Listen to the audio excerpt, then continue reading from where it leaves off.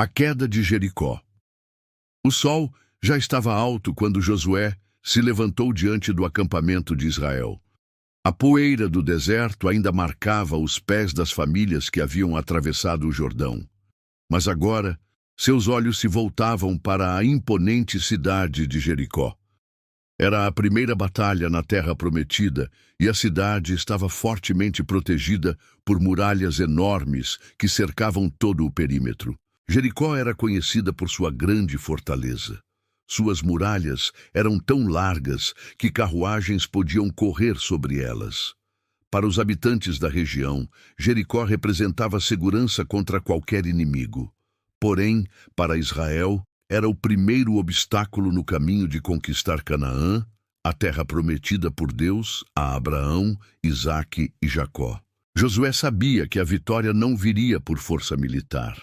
Embora o povo fosse numeroso, não tinha armas comparáveis às das cidades fortificadas. Mas Josué também sabia que o Senhor já havia provado sua fidelidade. Ele lembrava do Jordão que se abriu, assim como os relatos dos pais sobre o Mar Vermelho. Deus era quem lutava por Israel, e ele havia prometido que Jericó cairia. Na véspera da batalha, Josué saiu para meditar próximo ao campo. De repente, viu um homem de pé diante dele com uma espada desembainhada. Josué se aproximou com coragem e perguntou: És tu por nós ou pelos nossos inimigos? O homem respondeu com firmeza: Não, mas venho agora como príncipe do exército do Senhor. Então Josué caiu com o rosto em terra, reconhecendo que estava diante de alguém enviado por Deus. O príncipe ordenou: Tira as sandálias dos teus pés, porque o lugar em que estás é santo. A partir desse encontro, Josué recebeu as instruções divinas para a tomada de Jericó. Não seriam armas, arietes ou escadas que derrubariam aquelas muralhas, mas a obediência à voz de Deus.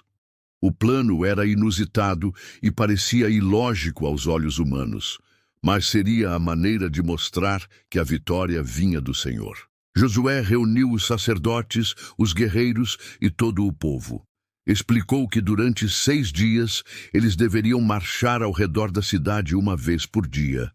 A Arca da Aliança, símbolo da presença de Deus, seria carregada pelos sacerdotes, enquanto 7 deles tocariam trombetas de chifres de carneiro. O restante do povo seguiria em silêncio.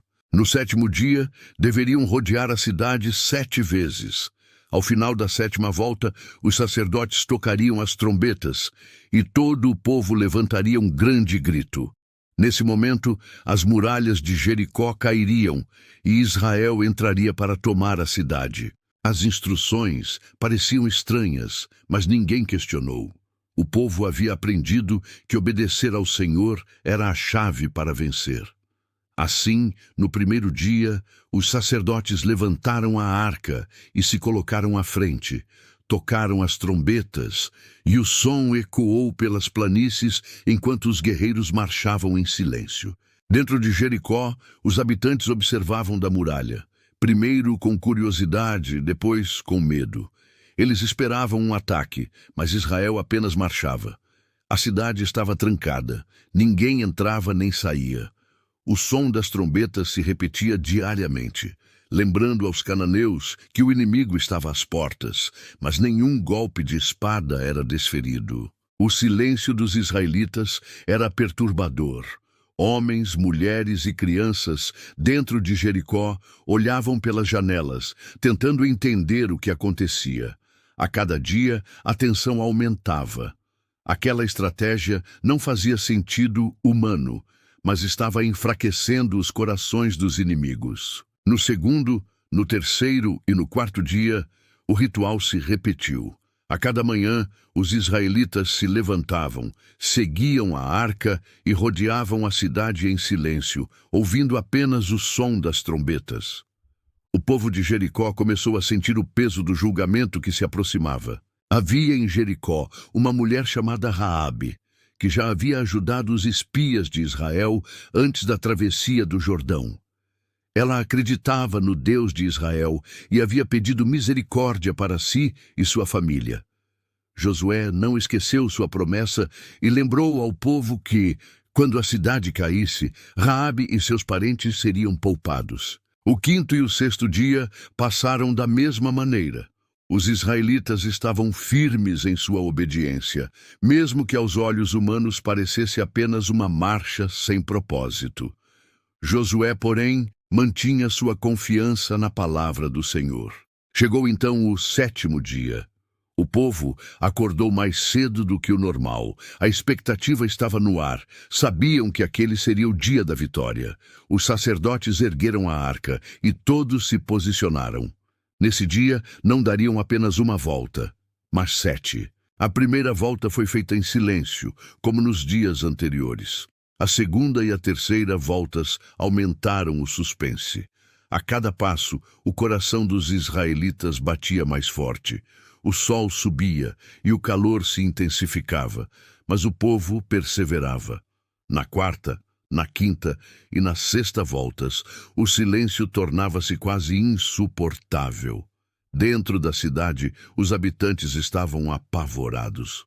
Muitos já se refugiavam em suas casas, aguardando o inevitável.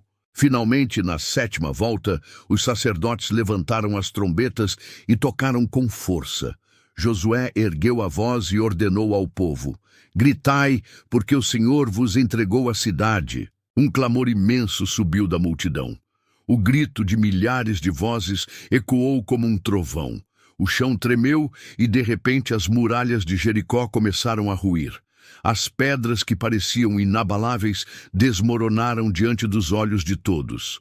A fortaleza que os homens julgavam inexpugnável se tornou pó diante do poder de Deus. O povo de Israel avançou sem resistência. Os guerreiros entraram pela cidade e Jericó foi tomada. Apenas a casa de Raabe permaneceu de pé, marcada pelo cordão escarlate que havia sido colocado em sua janela, sinal do pacto feito com os espias. A vitória foi completa e o nome do Senhor foi exaltado em todo Israel.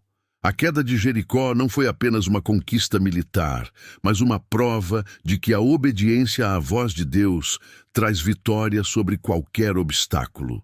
Josué ordenou que as 12 tribos se lembrassem daquele dia como um marco de fé.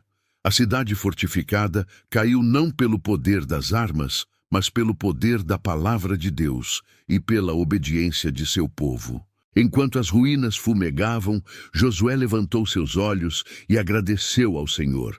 Sabia que ainda havia muitas batalhas pela frente, mas também sabia que o mesmo Deus que derrubara Jericó era o Deus que continuaria a guiar Israel.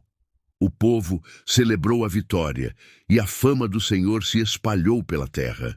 Todas as nações vizinhas tremeram, pois entenderam que o Deus de Israel era poderoso e invencível. A queda de Jericó ficou registrada como um dos maiores milagres da história bíblica, um lembrete eterno de que quando o povo confia em Deus e obedece à sua voz, muralhas caem, portas se abrem e vitórias são conquistadas.